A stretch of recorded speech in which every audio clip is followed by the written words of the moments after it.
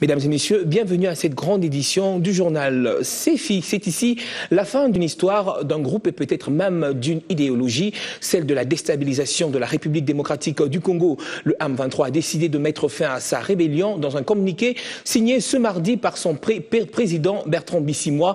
La direction du M23 a affirmé vouloir, je cite, poursuivre par des moyens purement politiques la recherche des solutions aux causes profondes qui ont présidé à sa création. Fin de citation. Ces déclarations publiques est intervenue quelques heures seulement après la déroute des combattants du M23 de deux dernières collines de Shunza et Runyoni, où ils s'étaient retranchés à la lisière du Rwanda et de l'Ouganda sous les feux de l'armée loyaliste appuyée par les casques bleus de la MONUSCO. Bertrand Bisimwa a appelé ainsi le chef d'état-major et les commandants des groupes unis du M23 de préparer les hommes des troupes au processus de désarmement, démobilisation et réinsertion sociale dont les modalités sont à convenir avec le gouvernement de la République démocratique du Congo.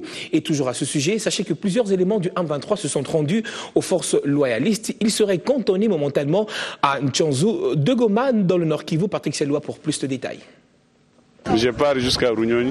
C'est-à-dire Occuper tout le territoire qui est sous contrôle des groupes armés négatifs. Le colonel Mamadou Moustapha Ndala avait fait cette déclaration à notre micro au mois de juillet, après la prise de Kanyaruchinya. Et voilà finalement que c'est arrivé, depuis 2 h du matin ce mardi, lorsque les FARDC ont pris contrôle de Runyoni, Ntchanzu, mettant fin ainsi à la rébellion du M23. Nos sources dans la région affirment que la puissance de feu imposée la journée et la nuit du lundi à ces rebelles du M23 a poussé à ce qu'ils décident à fuir en incendiant environ 40 véhicules pillés à Goma en décembre 2012, ainsi que 2 dépôts d'armement. Les mêmes sources affirment que les rebelles du M23, lors de ces affrontements de la soirée du lundi, ont perdu plusieurs éléments et plusieurs autres capturés par les FARDC. Ces résidus du M23 ont fui par plusieurs groupes vers le Rwanda, l'Ouganda et d'autres dans les parcs de Virunga, avec à leur tête le général autoproclamé Makenga Sulutani et le colonel Innocent Kaina. Ce mardi, les FARDC ont procédé à l'opération de ratissage dans les collines de Ntchanzu et Runyoni, mais aussi dans les parcs de Virunga. Une opération ponctuée par la reddition de plusieurs éléments du M23 qui tous sont cantonnés à Ntchanzu. Dans sa déclaration rendue publique ce mardi, élue par son président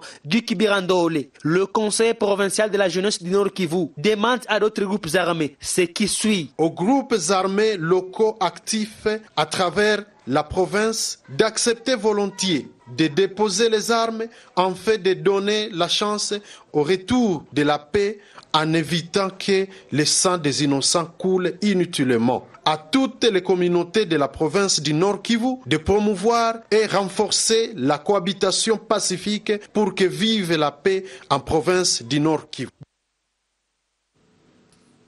Et face à la pression militaire de l'armée congolaise, elle-même appuyée par la brigade d'intervention onusienne en République démocratique du Congo, Sultani Makenga, le chef militaire du mouvement du 23 mars, a décidé de se battre jusqu'à la fin. Décidément, il aura choisi jusqu'au bout la voie des armes. Acculé, retranché avec quelques 300 de ses hommes sur les collines de Rutshuru, Sultani Makenga a refusé toute reddition. Et puis réagissant face à cette situation, le gouverneur du Sud Kivu exprime sa joie. Pour Marcelin Chisombo, c'est une victoire non seulement pour les deux Kivu, mais aussi pour toute la République. Mais aussi, le numéro 1 appelle à la poursuite du recrutement au sein des FARDC pour venir appuyer ainsi les forces loyalistes. Je vous propose ici de l'écouter. Nous sommes en contact permanent au téléphone avec ceux de nos enfants qui combattent pour la patrie. Nous sommes fiers de ce qu'ils ont fait. Nous sommes surtout fiers pour le chef de l'État qui a conçu la stratégie de ce qui est en train de se passer positivement, n'en déplaise à ceux qui ont parlé de l'armée sans parler de son commandant suprême. Tout le monde rêve d'une armée républicaine. Et moi je pose tout le temps la question, et je vous la pose également à vous, combien de vos enfants, neveux, cousins, propres enfants ou enfants du voisin, vous avez encouragé à entrer dans l'armée pour qu'on cesse tout le temps de recourir aux armées des pays amis ou aux armées sous label de l'ONU pour venir faire le travail à notre place. Les conditions de recrutement sont reconnues. Maintenant, il y a une loi sur la défense. Si vous avez entre 18 et 25 ans, n'hésitez pas à défendre les drapeaux. Si vous avez un peu plus, pensez à comment aider l'armée autrement. Mais arrêtez tout le temps de chercher une armée républicaine quand vous ne pensez pas envoyer vos propres enfants dans cette armée pour vous défendre. Et donc là, la victoire de la population congolaise tout entière. Et à ce sujet, votre rédaction a tendu son micro à quelques Kinois qui ont bien voulu s'exprimer à ce sujet. Nous devons rester vigilants, soudés, à travers et derrière le président de la République, derrière notre armée, pour une toute tentative venant de l'Est ou de l'Ouest trouve un échec cuisant. Et notre armée est là pour nous défendre parce qu'elle vient de montrer l'exemple avec le M23. Et nous pensons que tout le reste, la LRA, le FDLR et d'autres forces, c'est un message déjà fort leur lancer.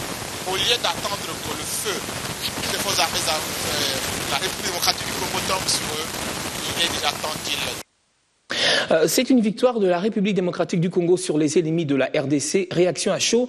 Kinshasa a également annoncé ce mardi qu'après sa victoire sur les rebelles du M23, l'armée allait lancer incessamment une offensive contre les rebelles hutus rwandais FDLR présents dans l'Est de la République démocratique du Congo. Le porte-parole du gouvernement a fait savoir, je cite, « Il n'y a plus de place dans notre pays pour quelques groupes irréguliers que ce soit ». Fin de citation.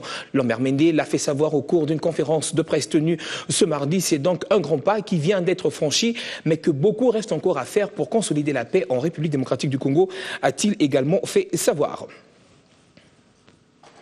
Cette reddition du M23 va peut-être alléger la tâche à cette rencontre qui était prévue à Pretoria en Afrique du Sud, où Joseph Kabila s'est rendu pour discuter avec ses pairs de la CIRGL et de la SADC sur les voies et moyens de mettre fin à ce mouvement du M23. Cette victoire, je vous le disais donc, est donc une prouesse des éléments des FARDC qui ont démontré leur dévouement et leur amour à défendre la partie. Et les femmes de la RDC, toutes les couches réunies, ont tenu à encourager ces derniers. C'était au cours d'une marche organisée ce mardi. Alain Bouma et Blaise Mouangui pour le reportage. Novembre 2012. Ces femmes, toutes tendances confondues, réunies au sein du collectif de femmes de la RDC, étaient dans la rue de noir vêtues pour manifester leur ras-le-bol face à la résurgence de la guerre. Nous sommes fatigués de la guerre. C'est pour exprimer notre douleur, notre peine par rapport à tout ce qui se passe dans notre pays. Nous voulons que ça s'arrête. Une année après, elles refont le même geste. Cette fois-ci, elles sont en blanc. Ce mardi, ce collectif des femmes de la RDC ont fait une marche dont le point de chute était le palais du peuple, avec un message bien précis. Soutenons le président de la République, chef de l'État et commandant suprême des forces armées de la République démocratique du Congo pour avoir permis le rétablissement de l'autorité de l'État et de la sécurité publique dans les territoires de Rutshuru et de Nyiragongo. Calicot en main tout au long de leur parcours, elles scandaient des chants de victoire. S'il y a une année, leur mémo était destiné à l'ONU, cette fois-ci, c'est au président de la République via le président de l'Assemblée nationale que les mémos a été remis. Je voudrais sincèrement vous remercier. Je vais transmettre vos doléances auprès du chef de l'État, commandant suprême des forces armées congolaises, qui, avec la troupe aujourd'hui, vient de chasser tous ces malfrats des Runyoni, leur dernier bastion. Ces femmes souhaitent planter un arbre avec le chef de l'État dans un avenir proche. Ces femmes de la République démocratique du Congo, toutes tendances confondues, viennent de démontrer qu'unies, elles peuvent faire de grandes choses. Depuis le palais du peuple de Kinshasa, Alain Boma pour B1.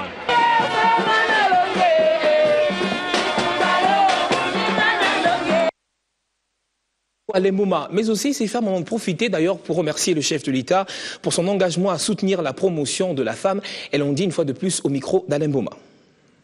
Pour moi, c'est une journée spéciale parce que je suis né à Rutshuru. Je suis ressortissant de Rutshuru. Toute ma famille avec la population a été déplacée. Alors vous comprenez que c'est un grand soulagement pour ma famille et toute la population du Nord Kivu. Les gens vont enfin reprendre les activités économiques. Vous avez compris qu'hier nous étions en deuil. Aujourd'hui nous sommes dans la joie parce que nous sommes dans la paix, nous sommes dans la sécurité. À travers cette marche, nous avons voulu d'abord exprimer nos remerciements au président de la République, Joseph Kabila Kabange, pour son engagement renouvelé pour la promotion des droits des femmes. pour leur participation. Je réitère mon attachement indéfectible à l'œuvre libératrice entreprise par Joseph Kabila Kabange, commandant suprême des FARDC et de la police nationale congolaise, au travers les 3 options préconisées, à savoir politique, diplomatique et militaire. Les mamans ont marché pour soutenir le chef de l'État dans les efforts qui ne cessent d'aménager dans la recherche de la paix et de l'intégration de notre territoire national.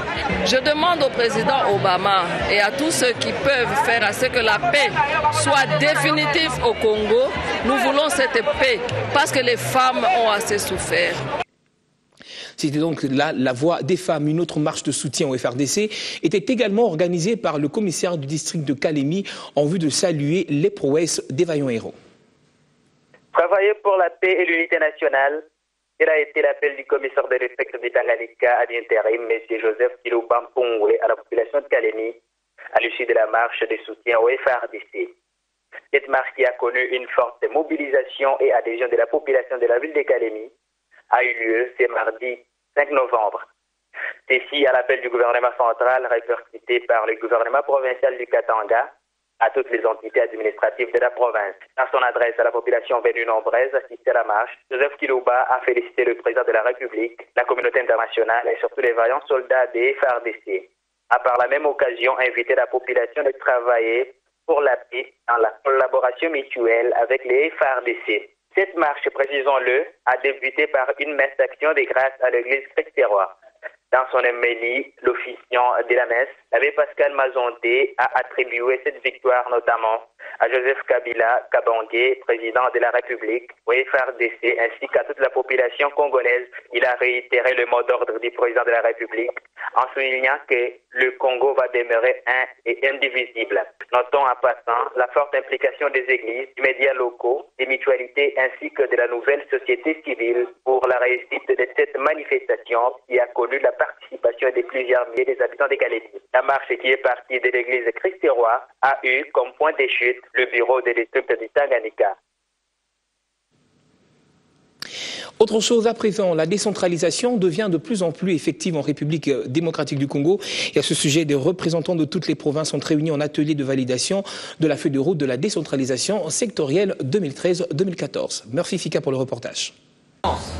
Cet atelier de validation des feuilles de route vise la mise en œuvre des stratégies nationales de transfert des compétences, ce qui justifie les choix des secteurs, la santé, l'agriculture, l'enseignement primaire, secondaire, professionnel, ainsi que le développement rural. Le présent atelier fait suite à celui de juillet 2012. Il en est le complément et le suivi. Il constitue une étape importante dans la mise en œuvre du processus irréversible de la décentralisation.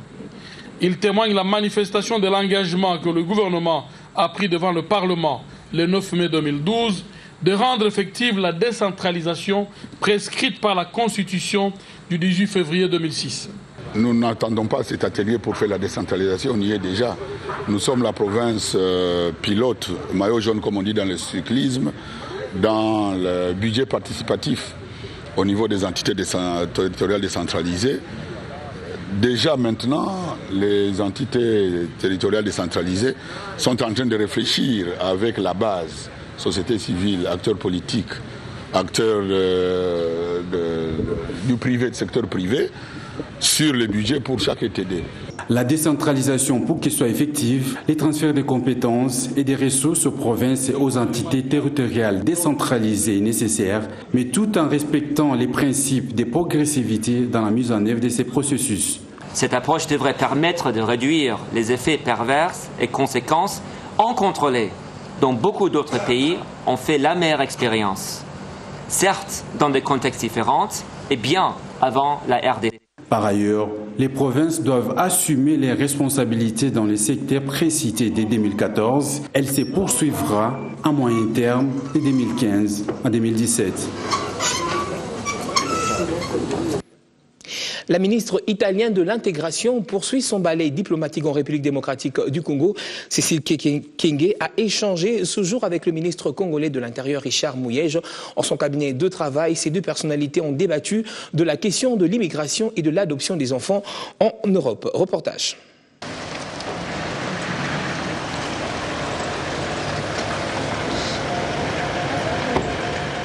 Comment renforcer l'intégration et mettre fin à l'immigration par voies illégales des Congolais en Europe? Ces questions étaient au centre des débats entre le ministre de l'Intérieur Richard Muyej et la ministre italienne de l'Intégration Cécile Kyenge en visite en RDC. Les deux personnalités ont dégagé des mécanismes de solution sur ces phénomènes qui a déjà fait plusieurs victimes parmi les Africains en général et Congolais en particulier.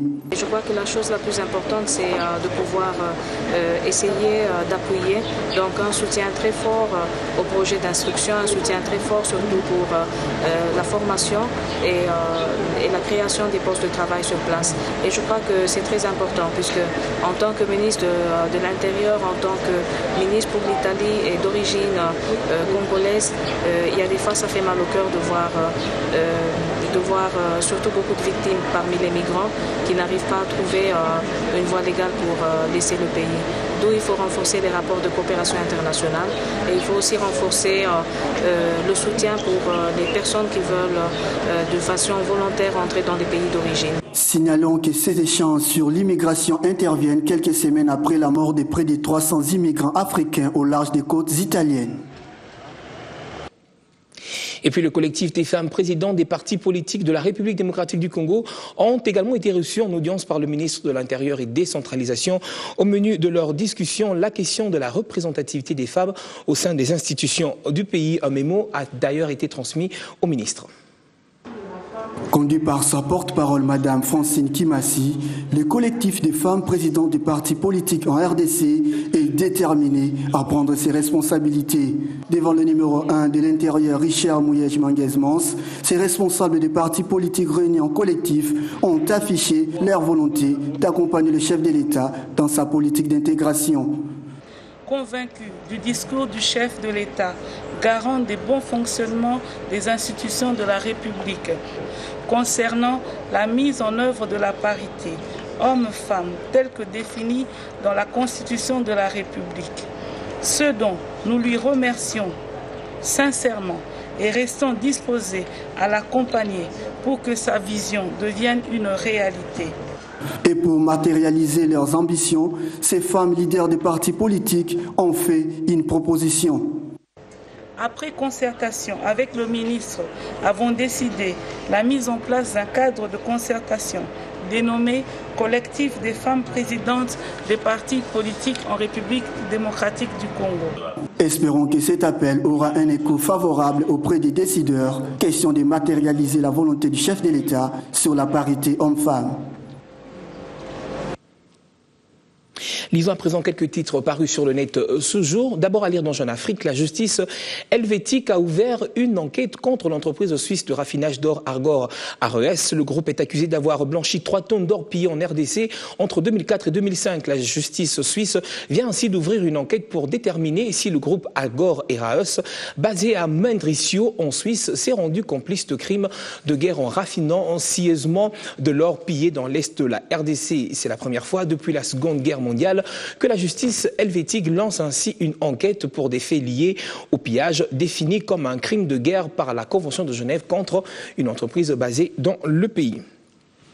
À lire également dans Le Point, minute de silence à l'Assemblée nationale pour les journalistes tués au Mali. L'Assemblée nationale française a observé ce mardi une minute de silence en hommage aux 2 journalistes de RFI, je vous le rappelle, tués samedi au Mali, Ghislaine Dupont et Claude Verlan, à l'ouverture de la séance des questions au gouvernement. Tous 2 ont été assassinés alors qu'ils pratiquaient leur métier de journaliste, a souligné le président de l'Assemblée, Claude Barthelone, en ouvrant la séance. La France entière a été bouleversée par cet acte de barbarie terroriste qui constitue aussi une atteinte inadmissible à la liberté d'informer qui est au cœur de la démocratie, a-t-il également ajouté. Dans un tout autre registre, sachez qu'un Congolais vient d'être nommé au sein du Conseil international de Platinum Circle, qui est un groupement d'entreprises mondiales ayant un chiffre d'affaires annuel d'environ 100 milliards de dollars américains. Eric Mboma, puisque c'est lui dont il s'agit, directeur général de Standard Bank RDC, doit cette promotion à son expertise. Avec une expérience et une connaissance des marchés, industries et du pays. Vu sa disposition, elle offre une grande visibilité. Il y a des artères principales comme le boulevard Lumumba qui est juste en face. Je pense que c'est un point névralgique, important dans la ville de Kinshasa. Voilà pourquoi le choix a été porté sur ce point.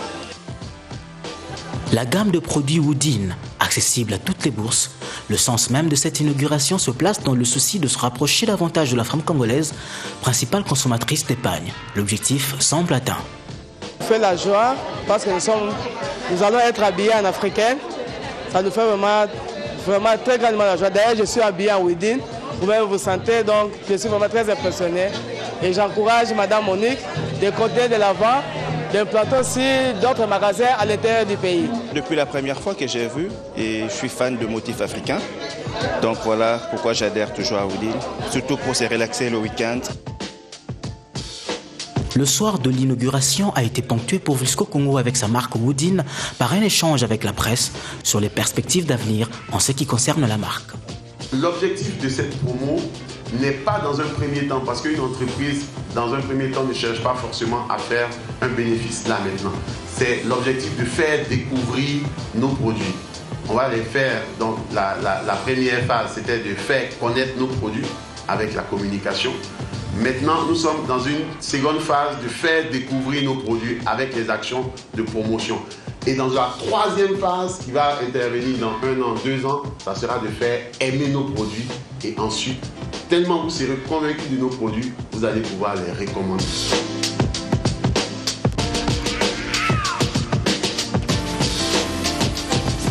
Installé en République démocratique du Congo depuis 1985, le groupe Vlisco a dédié cette journée à la beauté africaine par un défilé de mode orchestré par des mannequins arborant les jolis motifs de la marque Woodin. Pas à pas, les Congolais prennent plaisir à cette marque en rejoignant la nation Woodin, style de vie pour une véritable identité africaine.